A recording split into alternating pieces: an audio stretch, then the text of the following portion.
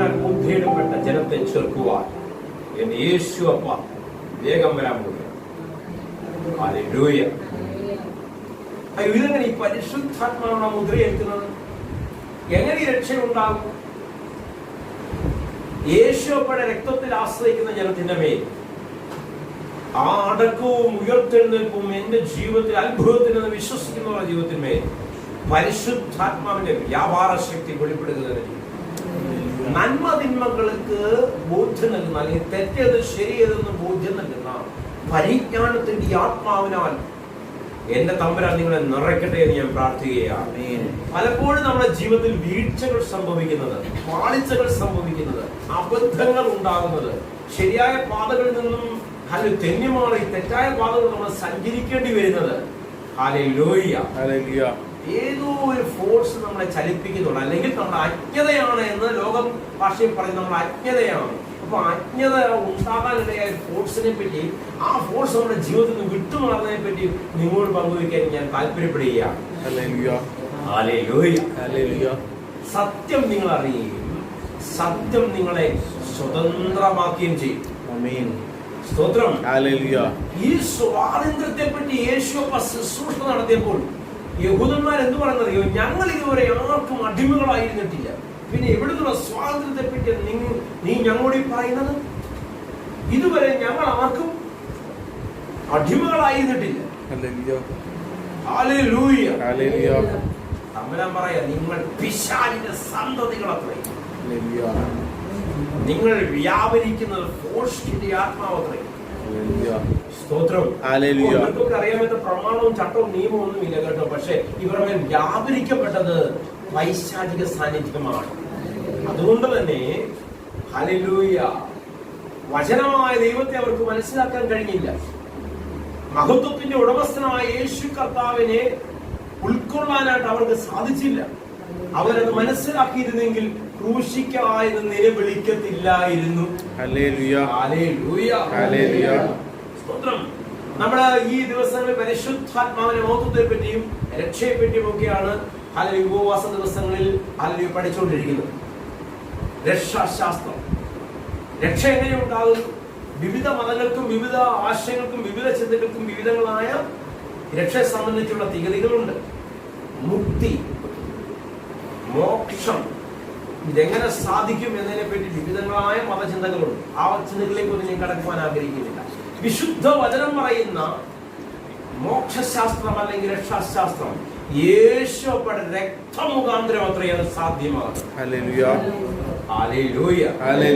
എനിക്ക് വേണ്ടി ഈ താണനിലത്തിലേക്ക് സർവത്തിന്റെ ഉടമസ്ഥനായ യേശുവപ്പ ഇറങ്ങി വന്നു. ഒരു മനുഷ്യനായി ജഡരക്തത്തോടുകൂടിയ അല്ലെങ്കിൽ ശരീരത്തോടു കൂടി തന്നെ അവനെ വെളിപ്പെട്ടു. എന്തിന്? ഹല്ലേലൂയ, അവന്റെ സൃഷ്ടികൾക്ക് സമമായി മാറേണ്ടതിന്. ഹല്ലേലൂയ. പാപമറിയാതെ സകല, അല്ലെങ്കിൽ അതൊഴിച്ച് സകലത്തിന്മേൽ നമുക്ക് തുല്യമായി അവൻ പരീക്ഷിക്കപ്പെട്ടു. ഹല്ലേലൂയ. കാൽവറിയിൽ എനിക്ക് വേണ്ടി ഇല്ലാതായി മാറി. ആമേൻ. എന്റെ പ്രാണൻ നശിച്ചു പോകാതിരിക്കേണ്ട, എന്റെ ശരീരം ഉഴവുചാല് പോലെ കീറ്റപ്പെടാതിരിക്കേണ്ടതിന്, ഞാൻ രോഗിയായി വീഴാതിരിക്കേണ്ടതിന്, മരണത്തിന്റെ ശക്തി എന്റെ മേൽ വാഴാതിരിക്കേണ്ടതിന്, പൈശാചിക വ്യാപാരങ്ങൾ എന്നെ വിട്ട് ഓടിപ്പോകേണ്ടതിന് കാൽവറിയിൽ അവൻ യാഗമായി തീർന്നു. ആ യാഗ രക്തത്തെ പറ്റിയാണ് ഞാൻ നിങ്ങളോട് പങ്കുവയ്ക്കുവാൻ ആഗ്രഹിക്കുന്നത്. യാഗ രക്തത്തിൽ, ആ വിശുദ്ധ രക്തത്തിൽ ആരാശ്രയം വെക്കുന്നു അവർക്കൊരു ഉയർപ്പുണ്ടാകും. എങ്ങനെയാണെന്നറിയോ? യേശുവപ്പെ മരിച്ച് അടക്കപ്പെട്ട് യേശുവപ്പെ ഹല്ലേലൂയ പുനരുത്ഥാന ശക്തിയാൽ എഴുന്നേൽപ്പിച്ചവന്റെ മഹത്വം ഇത് കണ്ടുകൊണ്ടിരിക്കുന്ന സകല മേൽ ഇപ്പോൾ തന്നെ ഇറങ്ങട്ടെ എന്ന് ഞാൻ പ്രാർത്ഥിക്കുകയാണ്. റിസറക്ഷൻ പവർ, ആ പുനരുത്ഥാന ശക്തി ഇന്ന് ഇത് കാണുന്നവരുടെ മേൽ പരിശുദ്ധാത്മാ മുഖാന്തരം വെളിപ്പെടട്ടെ എന്ന് ഞാൻ പ്രാർത്ഥിക്കുകയാണ്. പങ്കുവെച്ച ഒരു വാക്കുണ്ട്, യേശ എന്നൊരു പദം. യേശ എന്ന ഹീബ്രു പദത്തിന്റെ അർത്ഥം രക്ഷ. എവിടെ മാത്രമുള്ള രക്ഷയാണ്, അല്ലെങ്കിൽ എവിടെ മാത്രം ഒതുങ്ങി നിൽക്കുന്ന രക്ഷയല്ല. എന്റെ ശരീരത്തിൽ മാത്രം ഒതുങ്ങി നിൽക്കുന്ന രക്ഷയല്ല. എന്റെ ശരീരം എന്ന് പറയുമ്പോൾ അതിനകത്ത് ചില ഫാക്ടേഴ്സ്, എന്റെ പുറമേ ഉള്ള ഫിസിക്കിന് മാത്രം പറ്റുന്ന രക്ഷയെ പറ്റിയല്ല യേശ എന്ന പദം കൊണ്ട് ഉദ്ദേശിക്കുന്നത്. ഹല്ലേലൂയ. എന്റെ ദേഹം, ദേഹി, ആത്മാവ്, ഇത് മൂന്നിനും ഒരുപോലെ വിടുതൽ നൽകുന്ന അല്ലെങ്കിൽ total healing, total salvation. Hallelujah. പൂർണ്ണമായ മുക്തി, പൂർണ്ണമായ രക്ഷ, അതത്രേ യേശ എന്ന പദം കൊണ്ട് അർത്ഥമാക്കുന്നു. ഹല്ലേലൂയ. നമുക്ക് ഏതാനും ചില വാക്യങ്ങൾ വായിച്ച് അത് നിങ്ങൾ പങ്കുവെച്ച് പ്രാർത്ഥിച്ച് അവസാനിപ്പിക്കാൻ ആഗ്രഹിക്കുകയാണ്. കുറച്ച് അല്പനിരയുള്ളൂ. അതുകൊണ്ട് തന്നെ ഇന്റർനെറ്റ് മുഖാന്തരം കണ്ടുകൊണ്ടിരിക്കുന്നവർ ദയവായി അത് പൂർണ്ണമായി കാണണമെന്ന് നിങ്ങളോട് ഞാൻ ഓർമ്മിപ്പിക്കുകയാണ്. യോഹന്നാന്റെ സുവിശേഷം 16-ാം അധ്യായം അതിന്റെ 7-ാമത്തെ വാക്യം. യോഹന്നാന്റെ സുവിശേഷം 16-7-8 വാക്യങ്ങൾ ഒന്ന് വായിക്കാം. എന്നാൽ ഞാൻ നിങ്ങളോട് സത്യം പറയുന്നു, ഞാൻ പോകുന്നത് നിങ്ങൾക്ക് പ്രയോജനം. ഞാൻ പോകാഞ്ഞാൽ കാര്യസ്ഥൻ നിങ്ങളുടെ അടുത്ത് വരികയില്ല. ഞാൻ പിതാവിന്റെ അടുത്ത് പോകേണ്ടത് ഈ ദേഹരൂപത്തിൽ ഇങ്ങനെ ഇരിക്കാനല്ല ഞാൻ ഇവിടെ വന്നത്. ഞാൻ പ്രവൃത്തി പൂർത്തീകരിച്ചിട്ട് ശേഷം അല്ലെങ്കിൽ നിവൃത്തിയാക്കിയതിനു ശേഷം ഞാൻ എവിടെ പോകും? എന്റെ പിതാവിന്റെ വലതു ഭാഗത്തേക്ക് എടുക്കപ്പെടും. ഞാൻ പോയെങ്കിൽ മാത്രമേ കാര്യസ്ഥൻ വരികയുള്ളൂ. സ്തോത്രം. ഹല്ലേലൂയ. എത്രാമത്തെ വാക്യം ഇപ്പോൾ വായിച്ചത്? 7-ന്റെ അവസാനം. 8-ടെ വായിക്കണം. അവൻ വന്ന് ആരെ പറ്റി പറയുന്നത്? ആ കാര്യസ്ഥൻ. യേശു പിതാവിന്റെ വലത്തുഭാഗത്ത് എടുക്കപ്പെട്ടതിന് ശേഷം ഒരു കാര്യസ്ഥൻ ഭൂമണ്ഡലത്തിലേക്ക് ഇറങ്ങി വരും. ആ കാര്യസ്ഥൻ വന്ന് എന്ത് ചെയ്യും? പാപത്തെക്കുറിച്ചും നീതിയെക്കുറിച്ചും ന്യായവിധിയെക്കുറിച്ചും ലോകത്തിന് ബോധ്യം വരുത്തും. സ്തോത്രം. 8 വാക്യം കംപ്ലീറ്റ് ആയോ? ഓക്കെ, നമുക്ക് അതിന്റെ 13-ാമത്തെ വാക്യം ഒന്ന് എടുക്കാം. അതിന്റെ 13-ാമത്തെ വാക്യം, സത്യത്തിന്റെ ആത്മാവ് വരുമ്പോഴോ. ഈ കാര്യസ്ഥനുള്ള മറ്റൊരു പേരാണ് സത്യത്തിന്റെ ആത്മാവ്. പരിശുദ്ധാത്മാവ് എന്ന് പറയുമ്പോൾ തന്നെ അർത്ഥമാക്കുന്നതാണ് അത് സത്യത്തിന്റെ ആത്മാവാണ്. സത്യത്തിന്റെ ആത്മാവ് വരുമ്പോഴോ അവൻ നിങ്ങളെ സകല സത്യത്തിലും വഴി നടത്തും. അപ്പൊ തെറ്റായ രീതിയിൽ തെറ്റായ പാതയിലൂടെ നമ്മൾ ചലിക്കുന്നുവെങ്കിൽ അസത്യത്തിന്റെ ആത്മാവ് അല്ലെങ്കിൽ തിന്മയുടെ ആത്മാവ്, ലോകത്തിന്റെ ആത്മാവ് നമ്മുടെ മേൽ കർത്തൃത്വം നടത്തുന്നുണ്ട്. ഇത് മാറി സത്യത്തിന്റെ ആത്മാവിനാൽ നമ്മൾ നയിക്കപ്പെടുമ്പോൾ എന്ത് ചെയ്യും? നമ്മൾ സത്യത്തിന്റെ പാതയിലൂടെ മാത്രം ചലിക്കുന്നവരായി മാറും. അവൻ സ്വയമായി സംസാരിക്കാതെ കേൾക്കുന്നത് സംസാരിക്കുകയും വരുവാനുള്ളത് നിങ്ങൾക്ക് അറിയിച്ചു തരികയും ചെയ്യും. ഓക്കെ, പരിശുദ്ധാത്മാവിന്റെ ഒരു പ്രത്യേകത, പരിശുദ്ധാത്മാവ് കാര്യസ്ഥനായ പരിശുദ്ധാത്മാവ്, ത്രിയേക ദൈവത്തിൽ 3-ാമത്തെ ആളത്വമായ പരിശുദ്ധാത്മാവ് സ്വന്തമായിട്ടല്ല നിങ്ങളോട് സംസാരിക്കാൻ പദ്ധതി ഇടുന്നത്. പിതാവ് പദ്ധതി ഇടുന്നത് അല്ലെങ്കിൽ പുത്രൻ പദ്ധതി ഇടുന്നത്, ആ പദ്ധതി അവനെ അറിയിച്ചു തരുന്നവനാണ്. ഇനി എന്ത് നടക്കാൻ പോകുന്ന ഒരു ബോധ്യം നിങ്ങളുടെ ജീവിതത്തിൽ ഉണ്ടാകണമെങ്കിൽ അത് വ്യക്തിപരമായിക്കോട്ടെ, ഹല്ലേലൂയ, സമൂഹബന്ധിതമായിക്കോട്ടെ, സഭാബന്ധിതമായിക്കോട്ടെ, എന്ത് തന്നെ ആയിക്കോട്ടെ, ഇനി എന്ത് നടക്കാൻ പോകുന്നതിനുള്ള ബോധ്യം നിങ്ങളുടെ അകത്ത് ഉണ്ടാകണമെങ്കിൽ നിങ്ങൾ പരിശുദ്ധാത്മാവിന്റെ നിയന്ത്രണമുള്ളവരായിരിക്കണം. വാസ്തവത്തിൽ എനിക്ക് ഇങ്ങനെ പറയാനാണ് ആഗ്രഹം. പരിശുദ്ധാത്മാവിനാൽ നിറഞ്ഞവൻ അല്ലെങ്കിൽ ഇന്ന് കാണുന്ന സാഹചര്യം അവൻ പേടിക്കത്തില്ല. കാരണം അവൻ അറിയാം എന്റെ നാളെ എന്തായിരിക്കും ബോധ്യം അവന്റെ അകത്ത് ഉണ്ടാവും. എന്നെ കാണുന്ന വിഷയങ്ങൾക്കൊന്നും എന്നെ ഒതുക്കാൻ പറ്റത്തില്ല. കാരണം ഹല്ലേലൂയ, പരിശുദ്ധാത്മാവ് എന്റെ കൂടെയുണ്ട്. ഹല്ലേലൂയ. മനസ്സിലാക്കി ശ്രദ്ധിച്ചാൽ 13 കംപ്ലീറ്റ് ആയ. ഓക്കെ, റോമൻസ് 8-ാം അധ്യായം അതിന്റെ 32 മുതൽ 34 വരെ ഒന്ന് വേഗം വായിക്കണേ. റോമൻസ് 8-ന്റെ 32 മുതൽ 34 വരെയുള്ള വാക്യം വായിച്ചാട്ടെ. സ്വന്തം പുത്രനെ ആദരിക്കാതെ നമുക്ക് എല്ലാവർക്കും വേണ്ടി ഏൽപ്പിച്ചു തന്നവൻ അവരോടുകൂടെ സകലവും നമുക്ക് നൽകാതിരിക്കുമോ? സ്തോത്രം.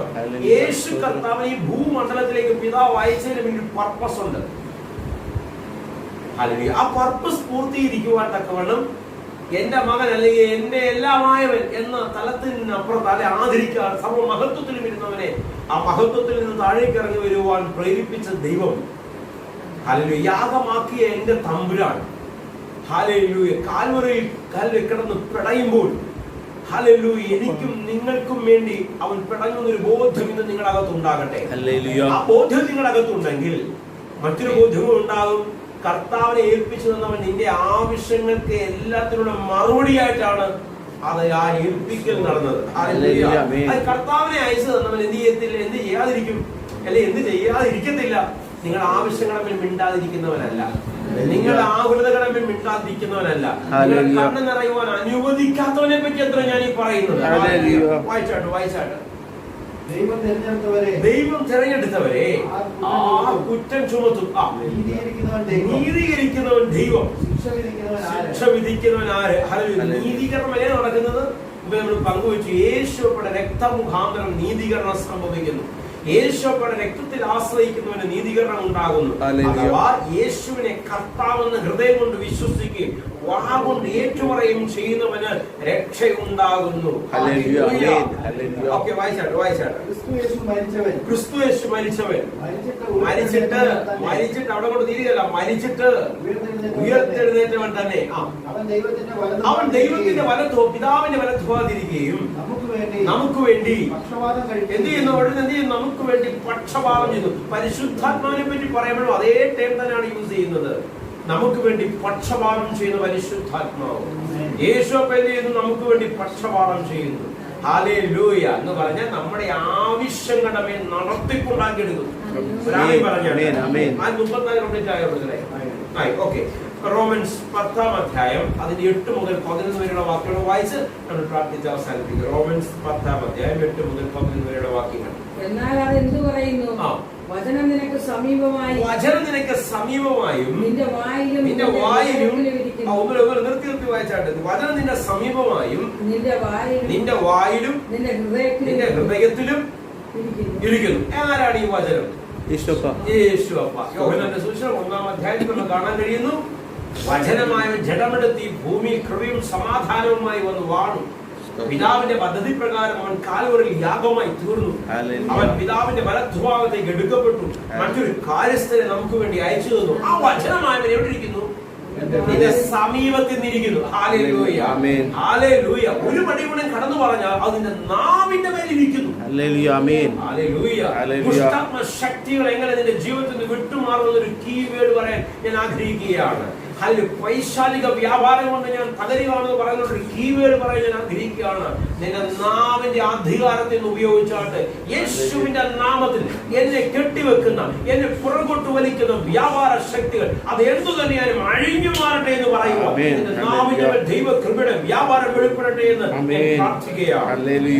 അപ്പൊ ഈ വചനം നിന്റെ സമീപത്തുണ്ട്, ഈ വചനം നിന്റെ നാവിലിരിക്കുന്നു. ഹല്ലേലൂയ. വായിച്ചാട്ടെ അതിന്റെ എത്രാമത്തെ വാക്യമായി? 8. 11 വരെ വായിക്കണം. ഈ വചനം ഉറക്കേണ്ട എങ്ങനെയാണ്? ഈ വചനത്തെ ബലപ്പെടേണ്ട എങ്ങനെയാണ്? വിശ്വാസത്താൽ. യേശുവിനെ കർത്താവെന്ന് കേട്ടോണം.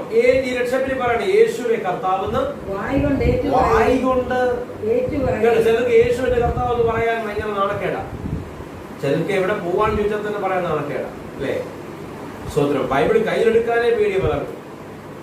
സ്തോത്രം. തന്റെ ഇടത്തോടെ ഞാൻ ഇന്നടത്ത് പോവാണ്, ഞാൻ ഇന്നതിന്റെ ആളാണ് എന്ന് പറയുന്നത് ആ തന്റെ ഇടം ഉണ്ടാകണം. അത് എന്ത് തന്നെ എത്രയൊക്കെ പ്രതികൂലമാണ് അതിന്റെ നടുവിൽ പറയാനൊരു ഫലമുണ്ടാകണം.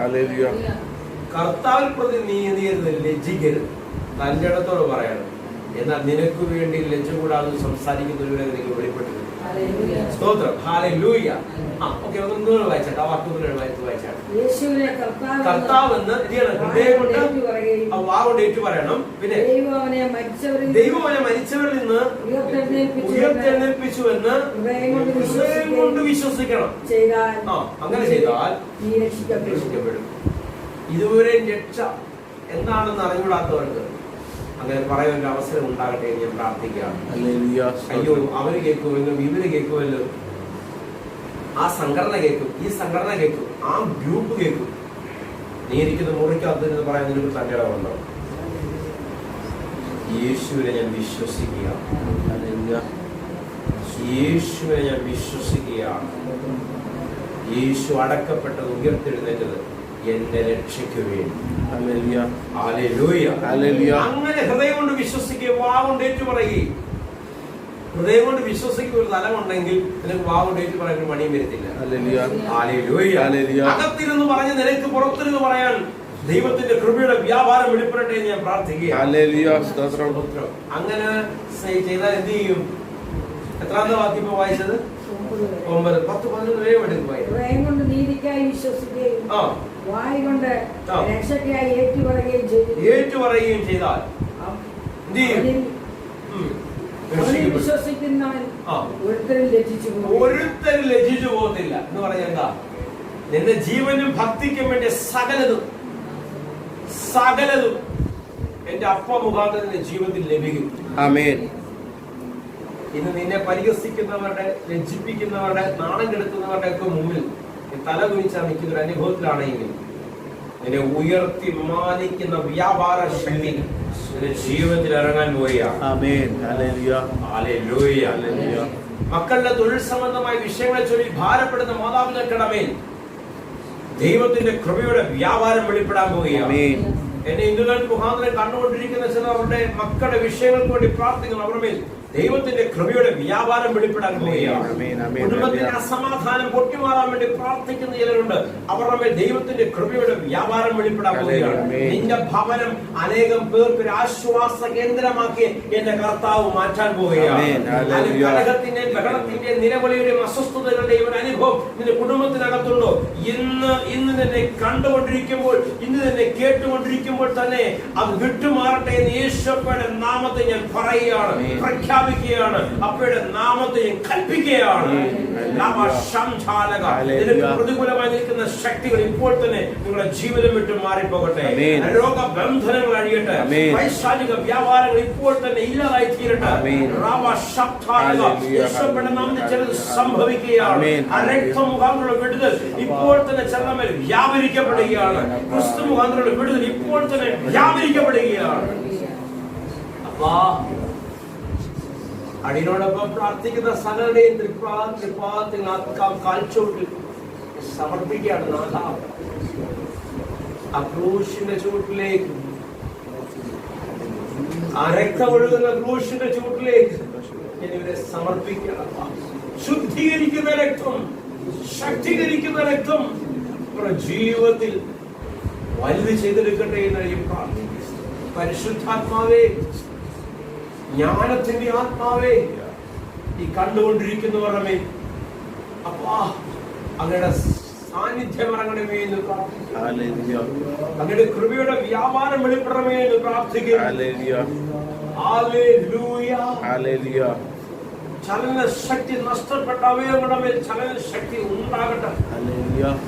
ചലിക്കാത്ത കൈകൾ ചലിക്കട്ടെ, ചലിക്കാത്ത കാലുകൾ ചലിക്കട്ടെ. കിടപ്പ് രോഗികളാണ് കിടക്ക വിട്ട് എഴുന്നേക്കട്ടെ യേശുവിന്റെ നാമത്തിൽ. മരണകരമായ അനുഭവങ്ങളെ കണ്ട് പേടിച്ചിരിക്കുന്നവരെ, നിങ്ങളെ വാഴുന്ന മരണശക്തി ഇപ്പോൾ തന്നെ യേശുവിന്റെ നാമത്തിൽ വിട്ടുമാറട്ടെ. ജീവന്റെ മരണത്തിന്റെ അധികാരിയായ യേശുവയുടെ സാന്നിധ്യം നിങ്ങളുടെ മേൽ ആഞ്ഞടിക്കട്ടെ എന്ന് ഞാൻ പ്രാർത്ഥിക്കുന്നു. വലിയ മറുപടി എന്റെ തമ്പുരാൻ മുഖാന്തരം വ്യാപരിക്കപ്പെടട്ടെ. മഹാകൃപയുടെ വ്യാപനം വെളിപ്പെടട്ടെ. സ്വർഗവടിയുടെ പ്രാർത്ഥന സ്വീകരിച്ചോർക്ക് സ്തോത്രം. യേശുവയുടെ അധികാരമുള്ള നാമത്തിൽ തന്നെ. ഇന്ന് നിങ്ങളുടെ ജീവിതത്തിൽ ശക്തമായ ചിലത് നടക്കുക തന്നെ ചെയ്യും. സമാധാനവും സന്തോഷവും കൊണ്ട് നിങ്ങൾ നിറയപ്പെടട്ടെ എന്ന് ലാസ്റ്റ് ടൈം മിനിസ്ട്രിയുടെ പ്ലാറ്റ്ഫോമിൽ നിന്നുകൊണ്ട് അപ്പയുടെ നാമത്തിൽ ഞാൻ നിങ്ങൾക്ക് വേണ്ടി പ്രാർത്ഥിക്കുകയാണ്. അപ്പയുടെ സന്നിധിയിൽ നിങ്ങൾക്ക് വേണ്ടി ഞാൻ അപേക്ഷിക്കുകയാണ്. കാരണം എല്ലാവരും ധാരാളമായി അനുഗ്രഹിക്കട്ടെ. ആമേൻ, ആമേൻ, ആമേൻ. ഹല്ലേലൂയ.